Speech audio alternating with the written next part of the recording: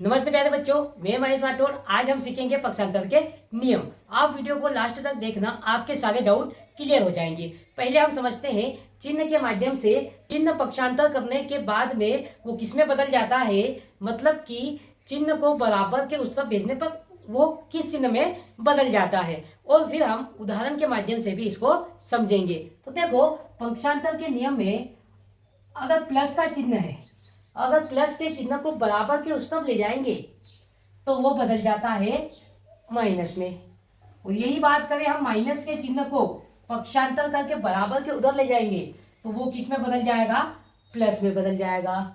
फिर देखो, गुणा का चिन्ह है, गुणा का चिन्ह को बराबर के उस तरफ पक्षांतर करेंगे तो पक्षांतर में जाके क्या हो जाएगा, भाग हो जाएगा।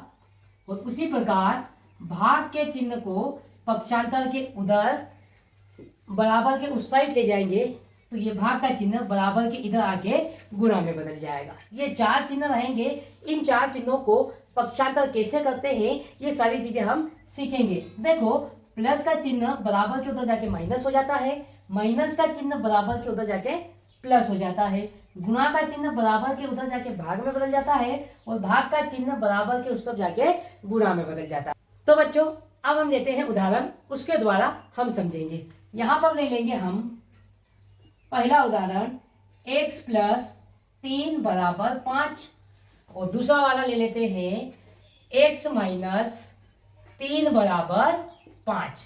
इन दोनों को हल करने पर क्या आएगा। यहां पर देखो, जो x है ये होता है चर पद और ये जो संख्याएं हैं इसको हम बोलते हैं अचर पद। ये चर पद का मान बदलते रहता है, ये ध्यान रखना। और अचर पद का मान नियत रहता है। अब यहाँ पर हम x का मान निकालेंगे तो x का मान निकालेंगे तो जो बिना x वाला पद है, मतलब कि अचर पद, उसको हम पक्षांतर करते हैं। तो यहाँ पर देखो, ये जो 3 है x के साथ में प्लस के साथ, ये बराबर के जब उस तरफ जाएगा तो ये किस में बदल जाएगा। अभी हमने देखा कि प्लस चिन्ह उधर जाके माइनस में बदलता है, उसी प्रकार प्लस वाली संख्या बराबर के उस साइड जाके माइनस में हो जाएगी। तो यहाँ पर देखो क्या लिखेंगे हम, x, फिर ये बराबर का चिन्ह यहाँ लगा देंगे। क्यों? क्योंकि हम इस प्लस 3 को पक्षांतर करेंगे। अब ये यहाँ पर बराबर की इधर क्या है, 5 पहले से है और ये प्लस का 3 बराबर के उस पर पक्षांतर होके जाएगा तो ये काय में बदल जाएगा, माइनस में बदल जाएगा। अब देखो, x बराबर क्या हो जाएगा, 5 में से 3 चले जाएगा तो कितना बचेगा, यहाँ पर 2 बचेगा। तो x का मान कितना आ गया, 2 आ गया। तो प्यारे बच्चों, आपको ये समझ में आया होगा। अब देखते हैं दूसरा वाला।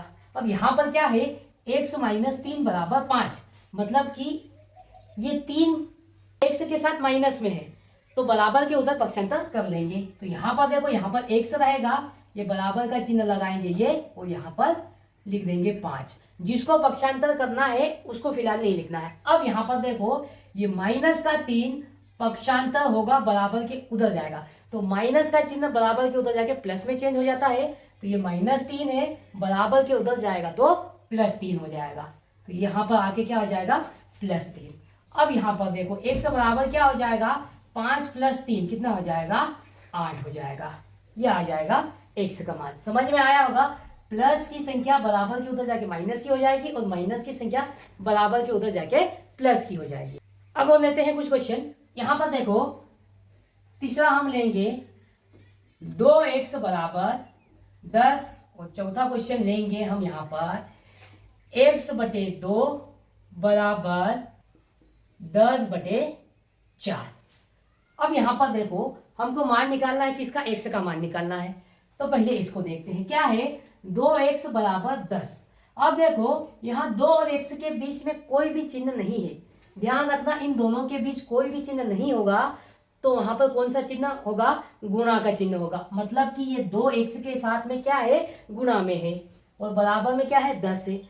तो हमने क्या देखा था, जब भी गुणा का चिन्ह बराबर के उधर जाता है तो वो भाग में बदल जाता है। तो गुणा वाली भी संख्या बराबर के उस तरफ पक्षांतर करेंगे तो वो जाके भाग में बदल जाएगी। तो यहाँ पर देखो, x रहेगा, बराबर करके 10 लिख देंगे।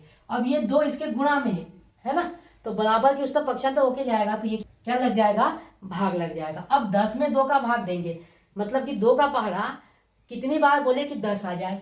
तो देखो, 2 पंजे 10, 2 का पहाड़ा हम 5 बार बोलते हैं तो 2 एकम 2, 2 पंजे 10, तो x बराबर कितना आ गया, 5 आ गया। समझ में आया होगा।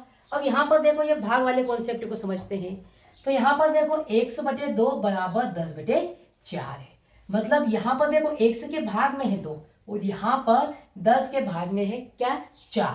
तो देखो भाग वाले को पक्षांतर करेंगे तो भाग का चिन्ह पक्षांतर होकर गुणा में बदल जाता है, उसी प्रकार भाग वाली संख्या भी पक्षांतर होकर गुणा में बदलेगी। तो यहाँ पर देखो इस 4 का गुणा इधर करेंगे तो क्या हो जाएगा, ये 4x बराबर यहाँ पर क्या है 10 और ये 2 भाग में इधर आके गुणा में लग जाएगा।